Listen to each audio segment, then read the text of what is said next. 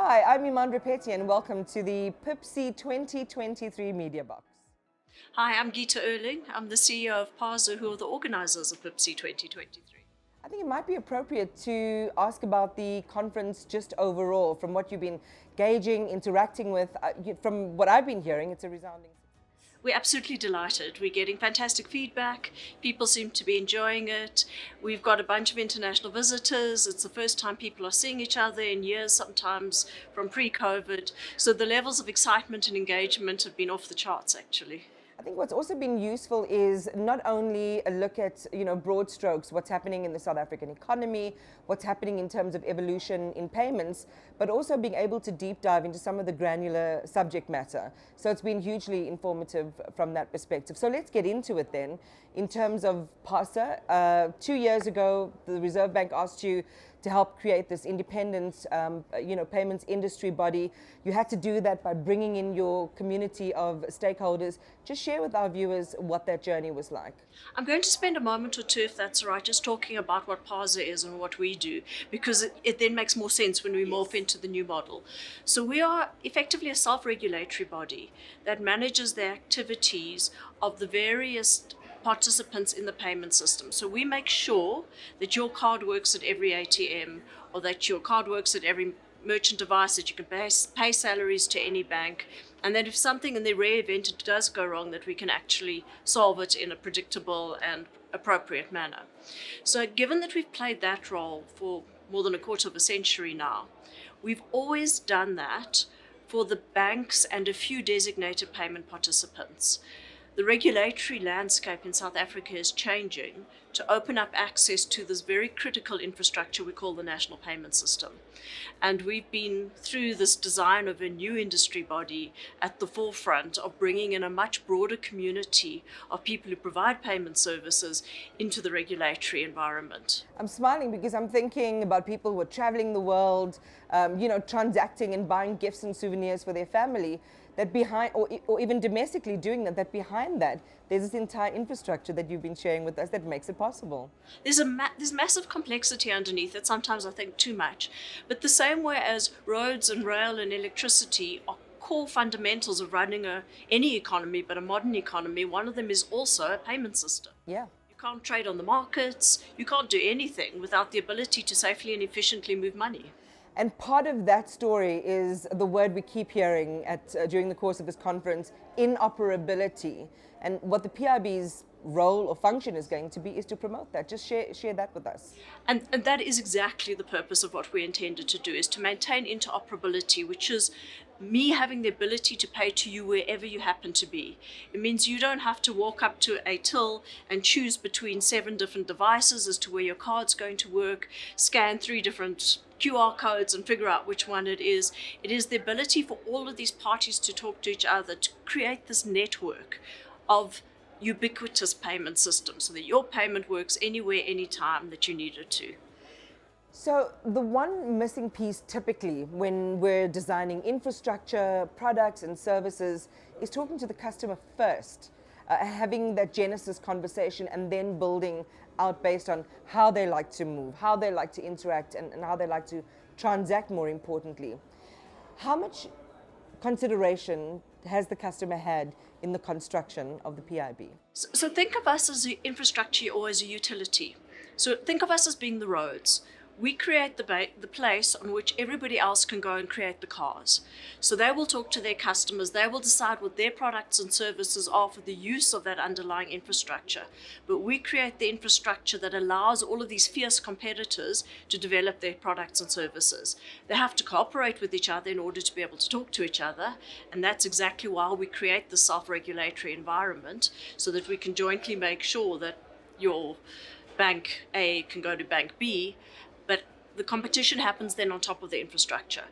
And we see this in several environments. Another example would be ports that are used by multiple parties to get their products out of the country.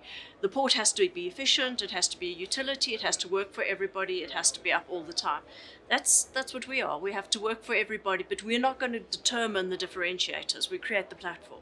Okay, it's so interesting because I'm thinking as you're speaking about the panel discussion that you had earlier today, and there are lots of numbers in the space, right, Geeta? So the IMF will tell us 60% of the underbanked live on the African continent. If you drill down, we'll talk about 80% that are banked in South Africa, but even there's a nuanced story underneath that a lot of people typically, the money goes in the bank, but all of it gets withdrawn and people are transacting with cash. How does the complexity of the way South African consumers behave with their money impact or influence payment systems? The two concepts are actually very tightly coupled in that you don't want to have the complexity of knowing how you have to pay in different environments or whether a payment that you are making at one place can get to another place. So we talked this morning about some research that the Financial Sector Conduct Authority has done around how consumers engage with payment systems. And what they're getting out of that research, or a piece of what they're getting out of that research, is the criticality of the interoperability. So I don't need to know that, say, if I'm on the Vodacom network, I can only pay to a Vodacom recipient. You need to know if I've got a mobile phone, I can pay to anybody else who's got a mobile phone and has connectivity. And that's why the interoperability is a very core piece of creating an environment where people have options to use digital payments. We're not in the game of totally getting rid of cash, but we want people to have another option to pay that is safer and more convenient. Well, it's interesting. I was going to ask you about cash, but I think that you've answered that. Let's go to the inclusivity topic. We talk a lot about digital, those in the know, and today we're here with all of these amazing fintechs. I'm getting a chill actually as I think about it because the possibilities are endless in terms of the direction that fintechs are going in and how traditional banking is being influenced and also going along that journey. Where is the person who doesn't know how to handle a smartphone in all of this? How do we bring that digital understanding and sophistication to that person? So in the long run, the smartphone is probably the real answer. Having said that, there are a number of parties in this country who've made huge progress when it comes to using USSD, which is a feature phone functionality. And we've seen that play out across the rest of the continent. So while if you're wanting to get a bit more sophisticated and accept a card payment, tap on glass will be a cell phone.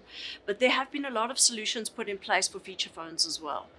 The technology is aging and becoming a bit less reliable, so SMSs and functions like that old USSD actually become more and more difficult to engage with as alternatives come about. So the penetration of smartphones is important, but it is also increasing at quite a rate in this country. And it's interesting how different countries across the African continent approach this. You see M-Pesa in Kenya, really, really strong and powerful, yet when you kind of replicate that model in South Africa, it didn't really work. So the languaging is also can be country specific. But I think the way that people engage with payment systems is also very country specific. And none of us ever start from a blank sheet. So in South Africa, we started off from a very sophisticated banking system with still relatively high penetration into the market, whereas Kenya started from a totally different place when the M-Pesa journey first emerged. So accepting that there is something very jurisdiction specific about payment systems.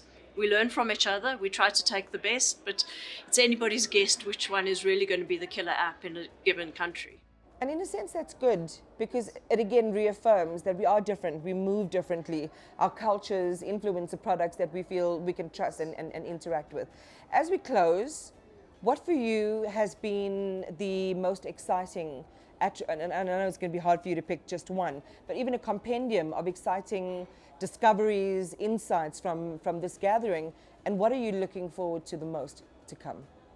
For somebody who sits in a space where we drive digital interactions, the thing that strikes me most is how important it is to engage face to face. And that comes out in all of our interactions with each other, as well as in some of the research about how people choose to engage with payment systems and what it takes to teach somebody to use a digital payment system. So ironically enough, I would actually say it is the importance of us physically being able to sit together and talk. It's lovely to know that in a world of AI and where more and more branches are closing down, that people are still affirming the fact that we need other people. We need tactile human beings. Yes, we are human and we need interaction with other humans. Let's shake hands. Thanks, Yes, Geeta. thank you. Lovely to have you with us. Thank you so much. Thank you.